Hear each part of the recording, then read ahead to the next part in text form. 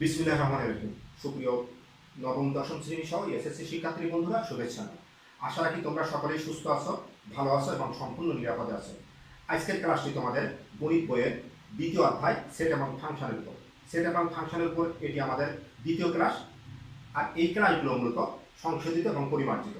এই জন্য সংশোধিত এবং পরিমার্জিত বলছি, কারণ এই সেট এবং ফাংশনের উপর এর আগেও আমাদের কিছু ক্লাস আমাদের চ্যানেলে প্রথম দিকে লোড দেওয়া আছে।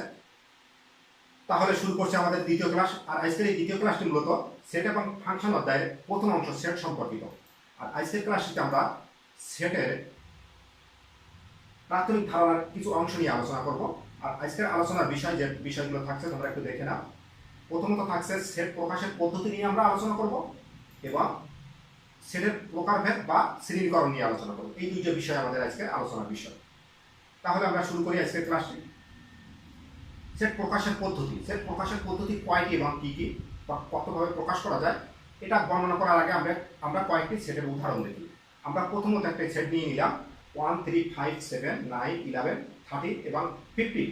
এখানে একটা সেট নেওয়া হয়েছে। দেখো, এই সেটটিতে আমরা যদি এর উপাদানগুলোকে একটু লক্ষ্য করি তাহলে আমরা অবশ্যই বুঝতে পারছি প্রথম আটটি বিজোড় স্বাভাবিক সংখ্যার সেট, অর্থাৎ 1 থেকে 15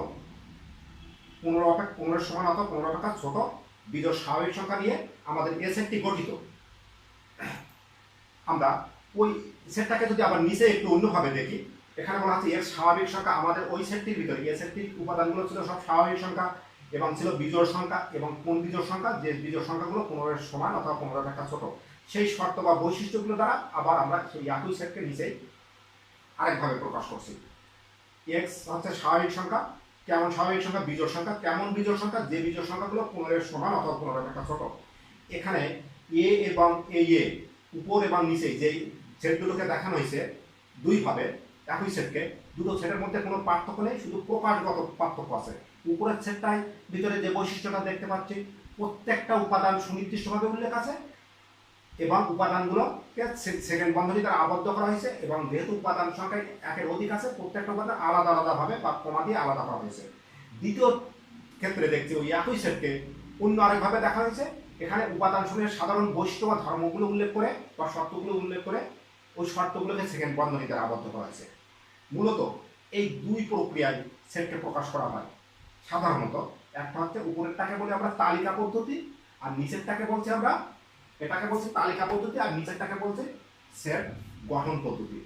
এই দুইটা পদ্ধতির কথা উল্লেখ আছে তোমাদের বইয়ের ভিতরে। আর সাধারণত আমরা এই দুইটা পদ্ধতি নিয়ে আলোচনা করব। তাহলে আমরা আরো চলে যাই। তাহলে সেট প্রকাশের পদ্ধতি কয়টি শিখে নিলাম আমরা। তোমরা বুঝতে পারছো সেট প্রকাশের পদ্ধতি কয়টি? দুইটি। কি কি? দেখো,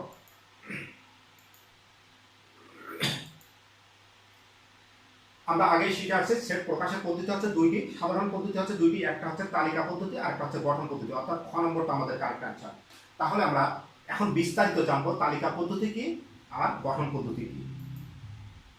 তালিকা পদ্ধতি, তাহলে আমরা আগে তোমরা বুঝতে পারছো এই তালিকা পদ্ধতি অর্থাৎ এ পদ্ধতিতে সেটের সকল উপাদান সুনির্দিষ্টভাবে উল্লেখ থাকে।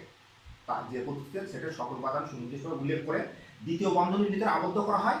যদি এবং উপাদান সংখ্যা যদি একের অধিক একাধিক থাকে তাহলে কমা ব্যবহার করে উপাদানগুলোকে আলাদা করা থাকে।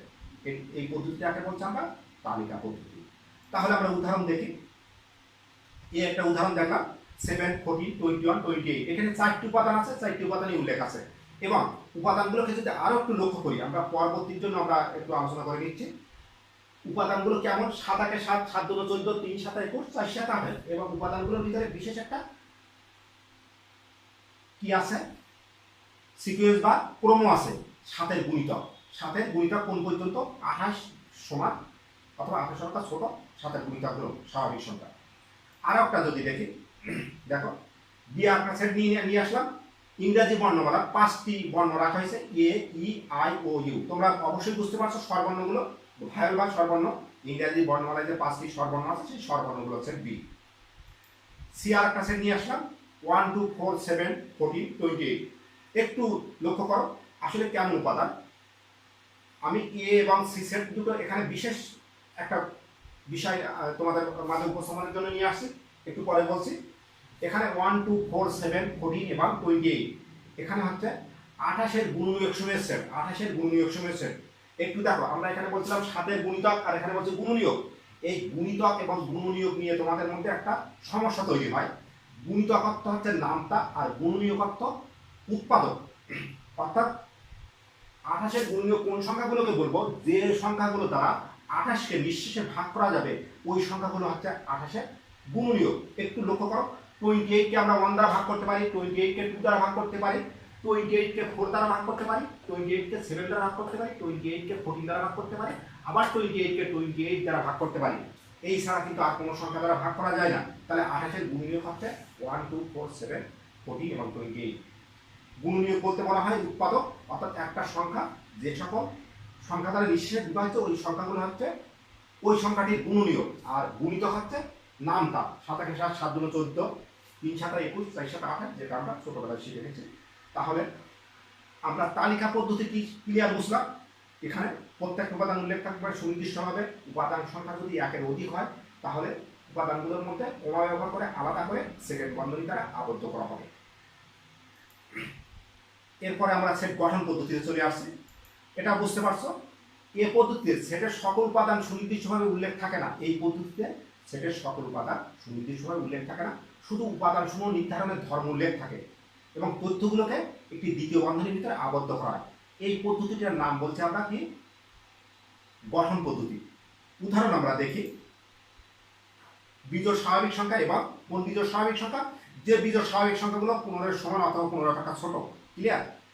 আমরা যদি আগের সেটটাকে যদি তালিকা পদ্ধতিটা নিয়ে আসি তাহলে আরো বুঝতে পারবা। দেখো, এই সেটটিকে আমরা, এটা তালিকা পদ্ধতি, উপরেটা হচ্ছে গঠন পদ্ধতি, নিচের সেটটিকে আমরা উপরে গঠন পদ্ধতি প্রকাশ করছি। অর্থাৎ প্রথম 15 পর্যন্ত 15 এর সমান অথবা 15 টাকা ছোট বিজোড় স্বাভাবিক সংখ্যা সেট। আমরা আরো একটা সেট নিয়ে আসি, বি। দেখো, ইংরেজি বর্ণমালা সর্বর্ণ সমূহের সেট, ইংরেজি বর্ণমালা সর্বর্ণ সমূহের সেট। আমরা এর আগে উল্লেখ করছিলাম তালিকা পদ্ধতিতে। এখন আমরা উদাহরণটা দেখছি কোন পদ্ধতি, গঠন পদ্ধতি। এই ক্ষেত্রে একটু লক্ষ্য করো, লক্ষ্য করলে তোমরা অবশ্যই বুঝতে পারবে। আমরা ওই সেটটাও নিয়ে আসি, তালিকা পদ্ধতিটা।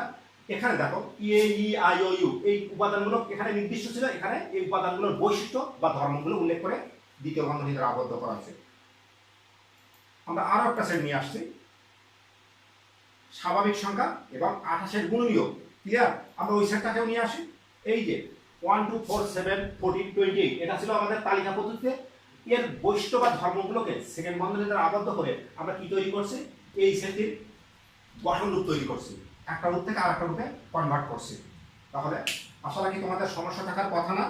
আমরা তালিকা পদ্ধতি আগে দেখলাম আর এখন দেখলাম আমরা সেট গঠন পদ্ধতি।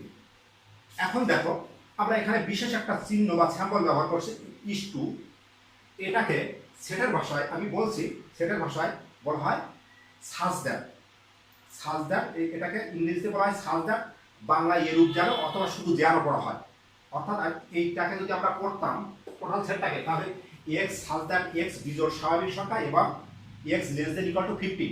দ্বিতীয়টাকে যদি পড়তাম এক্স সাজ দ্যাট এক্স ইংরেজি বর্ণমালা সর্বর্ণ সমূহ। তৃতীয়টাকে যদি পড়তাম এক্স সাজ দ্যাট বা এক্স যেন বা এরূপ যেন এক্স স্বাভাবিক সংখ্যা এবং 28 এর গুণনীয়ক সমূহ, এক্স এর মান 28 এর গুণনীয়ক সমূহ। সমূহ লিখলেও হতো, আমি স্পেসের শর্টের জন্য একটু এইভাবে রাখছি, সমস্যা নেই। তাহলে আমরা সেট গঠন পদ্ধতি দেখলাম। এখন আমরা যে পদ্ধতি দুটো দেখে আসছি, একটু এই পদ্ধতি দুটোকে আরো একটু উদাহরণ দ্বারা আরো স্পষ্ট করি। আমরা উদাহরণ নিচ্ছি, দেখো এ একটি সেট দিচ্ছে, সাথে সাথে বিও একটা সেট দিচ্ছে। ক্লিয়ার? দেখো, আবার ওই সেট দুটোকে আমরা এখানে আবার গঠন পদ্ধতিতে নিয়ে আসি। এ সেটটি আমরা আগেই বর্ণনা করছি। এ সেটটিতে মোট 8টি উপাদান আছে। এই 8টি উপাদান কেমন উপাদান, বিজোড় স্বাভাবিক সংখ্যা 15 সমান অথবা 15 টাকা ছোট। সেই সেটটিকে এখানে আমরা গঠন পদ্ধতি নিয়ে আসছি। বি সেটটিকে আমরা এখানে রাখছি কিভাবে, বি সেটটিকে রাখা হয়েছে এখানে তালিকা পদ্ধতিতে। কেমন তালিকা পদ্ধতির সেট, এখানে আমরা ভিতর উপাদানগুলো দেখেই বুঝতে পারছি যে ইংরেজি বর্ণমালা সর্বর্ণ সমূহের সেট, ইংরেজি বর্ণমালা সর্বর্ণ সমূহের সেট। ঠিক আছে? এখানে দেখো এ সেটটিকে আমরা বর্ণনা করার সময় এভাবেও লেখা যাবে, ইচ্ছা করলে এভাবেও লেখা যাবে, দুইভাবে লেখা যাবে। আর বি সেটটিকে আমরা শুধুমাত্র এভাবেই লিখতে পারি, এক্স এক্স ইংরেজি বর্ণমালা সর্বর্ণ সমূহ। ইচ্ছা করলে এই সেটটাকে এ সেটটাকে কিন্তু এভাবেও লেখা যেত, এক্স লেস দেন 16 লিখলে হতো, এক্স লেস দেন 17 লিখলেও কিন্তু হবে, এটা না লিখে এটাও লিখলে হবে। অর্থাৎ 16 অপেক্ষা ছোট বিজোড় স্বাভাবিক সংখ্যার সেট অথবা 17 অপেক্ষা ছোট বিজোড় স্বাভাবিক সংখ্যার সেট, দুইভাবে প্রকাশ করা যায়। তাহলে আমরা স্পষ্ট মনে হয় সমস্যা থাকার কথা না তোমাদের, যে সেট প্রকাশের যে দুইটি প্রধান পদ্ধতি, তালিকা পদ্ধতি এবং গঠন পদ্ধতি, এই বিষয়ে তোমাদের আর কোনো সমস্যা থাকবে না। তারপরেও আমরা আরো একটু আলোচনা করব। এই সেটটাকে, উপরের সেটটাকে যদি আমরা গঠন পদ্ধতি প্রকাশ করি, এটা আমরা আগেই দেখায় আসছি, দ্রুত চলে যাচ্ছে আমরা, নিচে কোনটি সঠিক হবে। সেটটিকে সেট গঠন পদ্ধতি প্রকাশ করলে কোনটি হবে? 7 গুণিতক এবং 28 সমান অথবা 28 অপেক্ষা ছোট। কোনটি হবে আমাদের?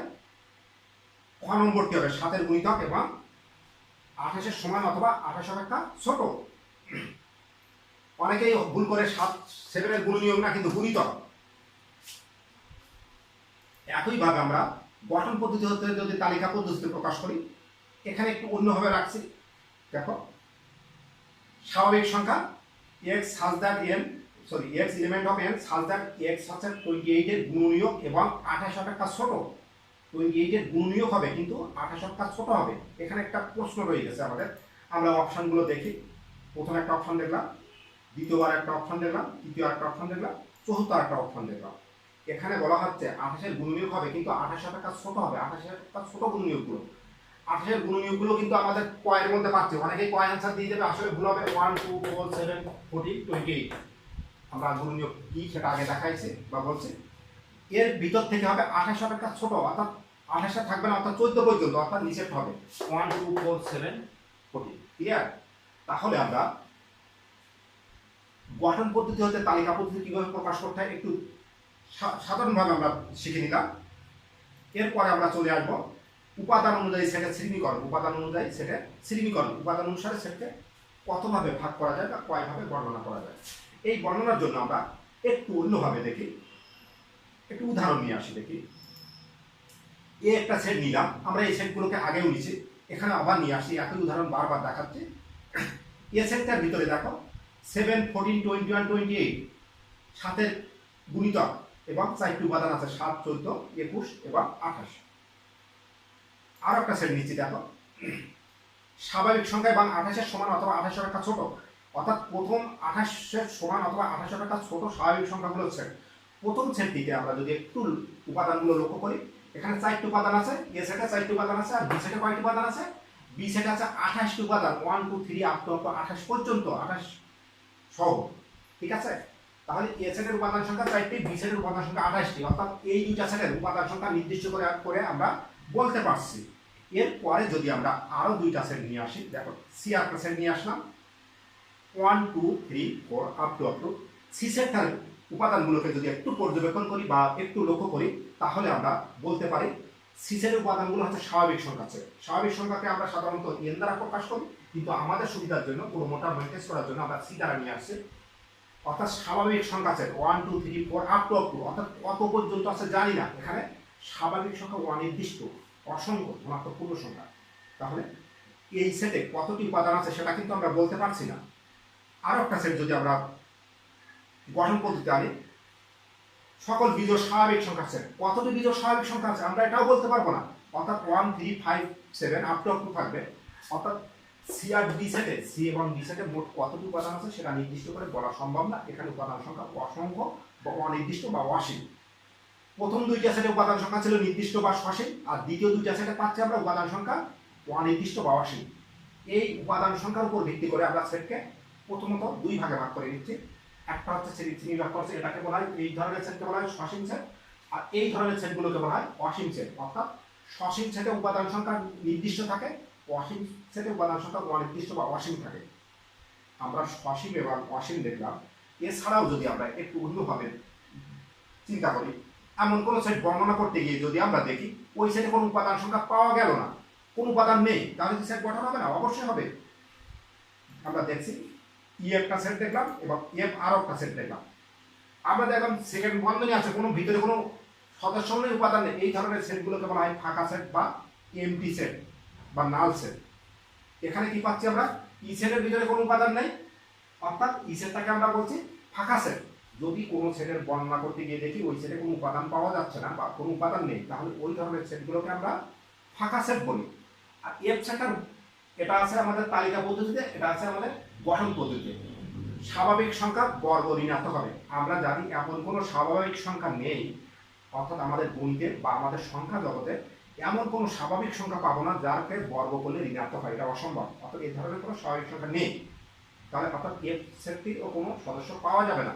তাহলে ই এবং এফ সেটটিতে কোনো সদস্য নেই, এই ধরনের সেটকে বলছি আমরা ফাঁকা সেট, নাল সেট অথবা এমটি সেট। তাহলে আমরা দেখলাম উপাদান অনুসারে, তোমাদের বই অনুসারে 3 ধরনের সেট বর্ণনা আছে। একটা আছে সসীম সেট, যার উপাদান সংখ্যা নির্দিষ্ট। আরেক ধরনের সেট আছে অসীম সেট, যার উপাদান সংখ্যা অনির্দিষ্ট বা অসীম। আরেক ধরনের সেট আছে ফাঁকা সেট, যার কোনো উপাদান নেই। এছাড়াও কিন্তু আরো সেট আছে, যেহেতু বলেই ফেলাইছি তাহলে বলে দেই, এটা তোমাদের আলোচনার বিষয় না। যে সেটে উপাদান সংখ্যা, কোনো একটা সেট আমরা বর্ণনা করতে গিয়ে মনে করো এক্স একটা সেট পেলাম, যার উপাদান পেলাম হয়তো শুধু ইয়ে বা একটি, এক্স একটা সেট পেলাম যার উপাদান হচ্ছে 2।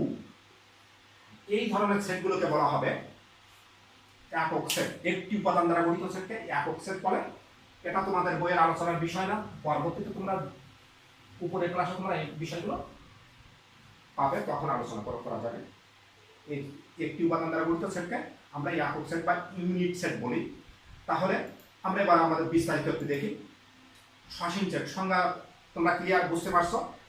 যে সেটের উপাদান সংখ্যা নির্দিষ্ট, যে সেটের উপাদান সংখ্যা গণনা করে নির্ধারণ করা যায় বা নির্দিষ্ট, তাকে সসীম সেট বলে। উদাহরণ তো আমাদের জানা আছে, সে ওই দুটো উদাহরণ দিয়ে দিলাম। এর প্রথম সেটটিতে উপাদান সংখ্যা 4টি আছে নির্দিষ্ট, দ্বিতীয় সেটটিতে 28টি উপাদান আছে নির্দিষ্ট। এরপরে আসে আমরা অসীম সেট। অর্থাৎ এটাও বুঝতে পারছো, যে সেটের উপাদান সংখ্যা গণনা করে নির্ধারণ করা যায় না বা অনির্দিষ্ট বা অসীম, তাকে অসীম সেট বলে। আমরা আগের উদাহরণে নিয়ে আসলাম, এখানে 1 2 3 4 অর্থাৎ স্বাভাবিক সংখ্যা সেট একটি অসীম সেট। আর একটা সেট নিয়ে আসলাম বিজোড় স্বাভাবিক সংখ্যা সেট একটি অসীম সেট, কারণ এগুলোর উপাদান সংখ্যা আমরা কতটি আছে সেটা নির্দিষ্ট করে বলা আমাদের পক্ষে সম্ভব না। এরপরে আসে আমরা ফাঁকা সেট। ফাঁকা সেট ক্লিয়ার বুঝতে পারছো, যে সেটের বর্ণনায় বা যে সেটের কোনো উপাদান নেই, যে সেটের কোনো উপাদান নেই তাকে ফাঁকা সেট বা এমটি সেট। এমটি সেটকে এই প্রতীক দ্বারা প্রকাশ করা হয়, এমটি সেট বলা হয় বলে। ক্লিয়ার? উদাহরণ আমরা আগে যা দেখাইছিলাম সেই উদাহরণ নিয়ে আসছে এখানে। তাহলে সেটের শ্রেণীকরণ দেখলাম আমরা আমাদের বইয়ে যে 3 ধরনের সেট আছে সেই বিষয়গুলো। তাহলে আজকের আলোচনা থেকে আমরা যে বিষয়টা স্পষ্ট হলাম, সেট কি আমরা আগেই জানি। সেই সেটের পরবর্তী অংশ নিয়ে আমাদের প্রথম ক্লাসে সেট কি, তারপরে সেটের উপাদান কি আলোচনা করছিলাম, সেট গঠনের নিয়ম আলোচনা করছিলাম। আর আজকের ক্লাসের মতো সেট প্রকাশের পদ্ধতি কয়টি সেটা দেখলাম, এবং উপাদান অনুসারে সেট কত প্রকার সেটাও দেখলাম। আজকের ক্লাসের আলোচ্য বিষয় থেকে তোমরা বুঝতে পারছো, অবশ্যই তোমাদের আর সমস্যা থাকার কথা না, যে সেট প্রকাশের পদ্ধতি হচ্ছে 2টি। একটা হচ্ছে গঠন পদ্ধতি, আর একটা ছিল তালিকা পদ্ধতি। আর উপাদান অনুসারে সেটকে আমরা বললাম তোমাদের বই অনুসারে 3 ধরনের। একটা হচ্ছে সসীম সেট, আর একটা হচ্ছে অসীম সেট, আর একটা হচ্ছে ফাঁকা সেট। তাহলে বন্ধুরা তোমরা নিজেরা একটু চেষ্টা করে নিও। আমাদের ক্লাসগুলোতে আমরা বারবার একই কথা উপস্থাপন করি, হয়তো তোমরা বিরক্ত হতে পারো, কারণ এই জন্য করি যেন তোমাদের পরবর্তীতে কোনো সমস্যা না থাকে। একটু ধৈর্য সহকারে যদি ক্লাসগুলো কমপ্লিট করো, দেখবে তোমাদের কোনো হাউস টিউটরের প্রয়োজন হবে না, আদার্স কোনো শিক্ষকের প্রয়োজন হবে না, এখান থেকে পুরোপুরি শিখে নিতে পারবে। তাহলে আজকে এই পর্যন্তই, আজকের মতো সকলকে আল্লাহ হাফেজ।